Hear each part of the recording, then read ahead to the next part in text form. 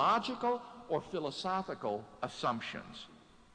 Fact number 2, on separate occasions, different individuals and groups saw appearances of Jesus alive after his death. According to the prominent German New Testament critic Gert Lüdemann, it may be taken as historically certain that the disciples had experiences after Jesus' death in which Jesus appeared to them as the risen Christ. These appearances were witnessed not only by believers, but also by unbelievers, skeptics, and even enemies. Fact number 3, the original disciples suddenly came to believe in the resurrection of Jesus, despite having every predisposition to the contrary. Jews had no belief in a dying, much less rising Messiah, and Jewish beliefs about the afterlife precluded anyone's rising from the dead prior to the end of the world.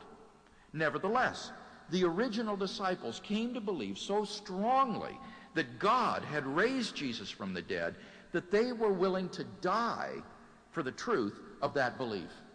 Luke Johnson, a New Testament scholar from Emory University, muses, some sort of powerful, transformative experience is required to generate the sort of movement earliest Christianity was. And N.T. Wright, an eminent British scholar, concludes, that is why, as a historian, I cannot explain the rise of early Christianity unless Jesus rose again, leaving an empty tomb behind him. Attempts to explain away these 3 great facts, like the disciples stole the body or Jesus wasn't really dead, have been universally rejected by contemporary scholarship.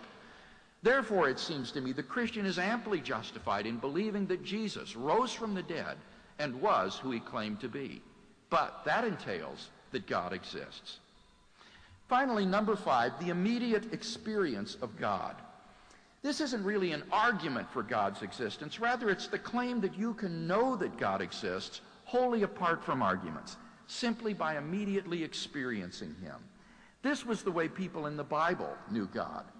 As Professor John Hick explains, God was known to them as a dynamic will, interacting with their own wills, a sheer given reality. To them, God was not an idea adopted by the mind, but an experiential reality which gave significance to their lives. Now, if this is the case, then there's a danger that proofs for God could actually distract your attention from God himself. If you're sincerely seeking God, God will make his existence evident to you. The Bible promises, draw near to God, and he will draw near to you. We mustn't so concentrate on the external proofs that we fail to hear the voice of God speaking to our own hearts. For those who listen, God becomes an immediate reality in their lives. So in conclusion, we've yet to see any arguments that God does not exist, and we have seen 5 reasons to think that God does exist. Together, these reasons constitute a powerful, cumulative case for the existence of God. Until Professor Slezak presents a better case for atheism, I think we can agree that Christianity is the more plausible worldview.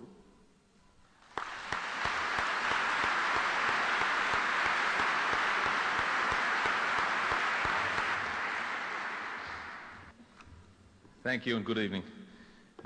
In a sense, I should say I've been debating with Dr. Craig for many years now because, as was mentioned before, I give his excellent articles to my students as part of a course I teach at the university. So I've admired his work, and it's a privilege to debate with him tonight, and it's nice to be able to refute him in person. Not to mention the chance to convert an entire town hall full of Christians to atheism. I'll address Dr. Craig's specific arguments in a moment, but first I need to put things into perspective. I need to talk a little bit about the logic of proof and disproof in the context. The poster said that we're here to debate what the evidence proves, or where does the evidence point. If there were really any evidence worth taking seriously, we wouldn't be holding a public debate here in the town hall tonight. I mean, we're talking about evidence, and by that I mean the sort of thing understood by scientists or even lawyers. If there was any serious evidence, it would be in the scientific textbooks, or at least in the peer-reviewed research journals, and Scientific American or Nature. Even gravity waves or the Higgs boson, some elusive fundamental subatomic particle, gets to be discussed in the journals in Scientific American, though it's pretty doubtful at the moment. They're trying very hard to find it, but I think God is a lot less plausible than the Higgs boson. So if we're debating the question, where does the evidence point, I suppose I could stop right now, but I've still got a few minutes, so. I'd like to talk about the methodology and the rules of the game. This is what philosophers call the logic and methodology of rational belief in science. Now, as an atheist, I'm not really sure what I'm doing here tonight. I mean, I don't usually get up to give public lectures about all the things I don't believe and for which I don't think there's any evidence. And I mean, I could get up here every night arguing about UFOs, ESP, the list is literally endless. There's an important logical point here. Dr. Craig has posed the challenge to me as follows. We've just heard him say and ask the question, what is the evidence that atheism is true? What good evidence is there to think that God does not exist? And he says atheists have tried for centuries to disprove the existence of God, but no one has been able to come up with a convincing argument. Well, after centuries, perhaps tonight is the night. Dr. Craig's challenge is crucially misleading. There can be no disproof of God's existence in principle, but that doesn't mean the theist wins or that there's any reason to believe that God exists. For centuries, no one has succeeded in disproving extraterrestrial intelligence or UFOs. For centuries, no one has been able to come up with a convincing argument against ESP or a million other things one could think of. There's just a lack of evidence. How would you go about disproving all these things? Should you believe in all these things? So, admittedly, it's a bit odd to use the language of proof and disproof because God is not a mathematical theorem like Pythagoras' theorem. Outside of mathematics, proof can only mean roughly evidence and probable reasoning. So the best you can do for rationally justified disbelief or atheism is the lack of sufficient evidence. Disproof doesn't get stronger than that in science anyway. As we learned in our logic textbooks, asserting and denying existence statements are not symmetrical. To get slightly technical for a moment, if I was giving a lecture in logic, it would be because denying an existential statement or an existence statement is actually a universal statement, and you can't in principle verify universal statements about what happens everywhere in the whole universe. So we're dealing with evidence and knowledge of the world, and in this case there are only probabilities based on evidence, not certainties. Maybe you get certainties on Sundays at St. Barnabas. But as the philosopher David Hume said, a wise man proportions his belief to the evidence. So one interesting consequence of that is to do with agnosticism. It's why agnosticism is not warranted. Often in debates people think that agnosticism is rationally warranted because it seems like an honest, open-minded stance to say that you don't know. But sitting on the fence saying that you don't know is justified only when the evidence is equivocal, when it's balanced evenly. And of course you're not agnostics about lots of things. You're not agnostics about Spider-Man or whatever.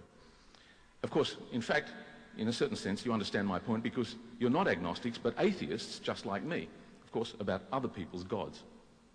And for essentially the same reasons. It's just that I'm consistent and you're not. If Dr. Craig were from the Mexican school of Aztec theology, you'd all be on my side.